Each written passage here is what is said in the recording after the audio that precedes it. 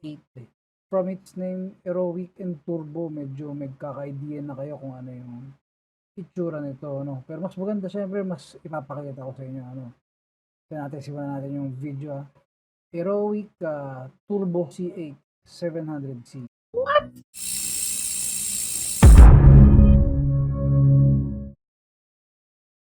Hello, what's up mga kasipa? Muli, magandang panahon sa inyo mga kasipa, ha? Ngayon, bali, first time kong gagawin to.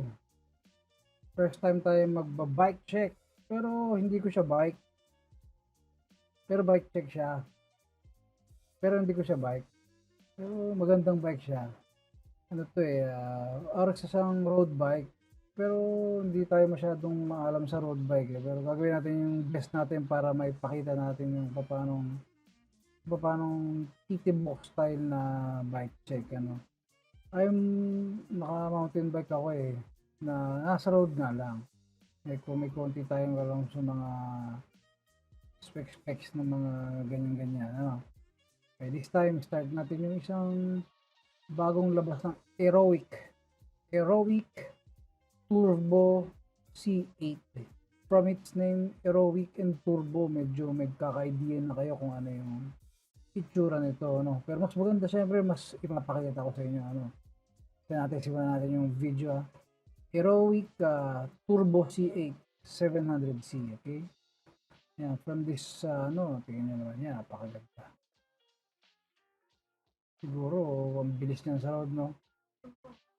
Aeroic, okay? Start natin dun sa kanyang frame. Lagayan siya ng may 2 bottle cages sa pwedeng lagayan ng 2 bottle cage. Size 480, I believe it's in millimeters, no?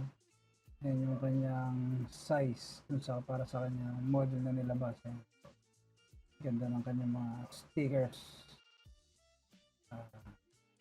Glossy finish, yung kanyang logo, Aeroic logo. Yan, ganda, diba? Pagka-matte sa dyan sa bandang ayan, glossy, oh. Wow! With matching stickers, ganda, di ba? Bali, yung design niya, naka na rin siya eh. Parang naka-level na dun sa mga high level na bikes na design yung tinatawag yung seat stay, nakababa na rin sa seat tube, ano. So, for more aero design, nakikita nyo naman yung seat stay, nakababa dun sa seat tube na, diba? Pogi, Aeroic. Okay.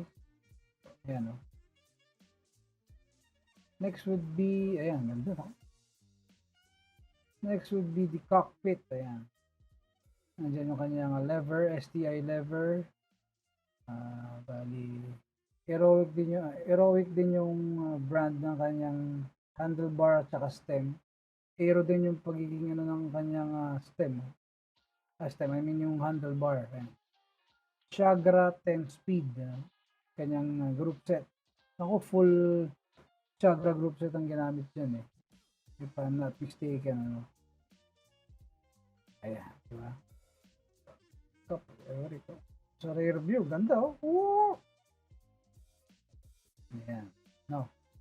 Kaya mahilo ha. Oh. Ikot ko lang yung camera. Ayan. Tiagra 10 speed Shimano. Sa kanyang fork is full carbon yan ha. TCF means tapered carbon fiber. Yan yung mga carbon fiber na fork.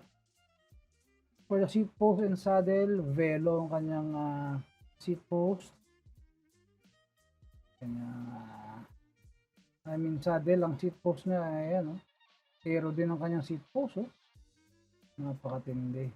Pambakbakan to sa mga gustong bumili ng mga pang mabilisang ride oh, yan.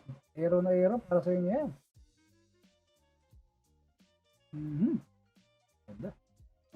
Okay.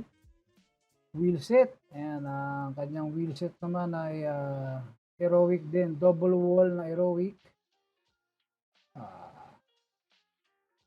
Ayan oh. Double wall 700C.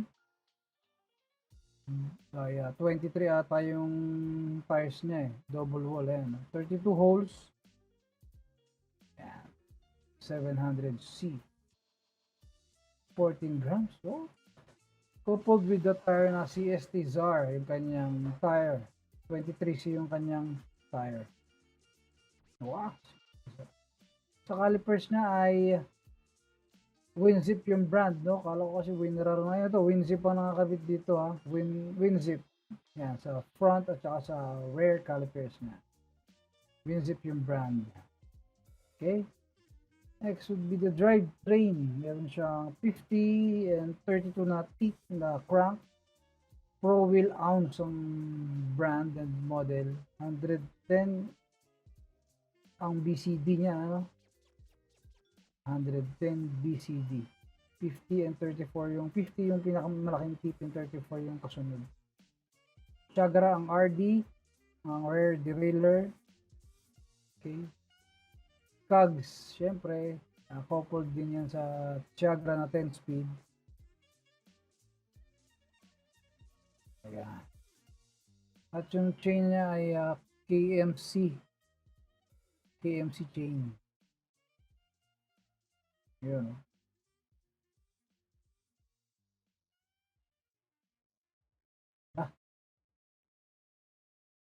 Ayan. Another look, another angle dun sa ating bike na ipinakita sa inyo. Talagang pogi. Okay. For this review, comment lang kayo mga kasipa kasi first time lang ako nakapag-bike check. Kung meron kayong mga nakitang mga kulang or just comment lang kayo para ma-improve natin ang ating bike check vlog. Yan. Wow! That will be all for now mga kasipa.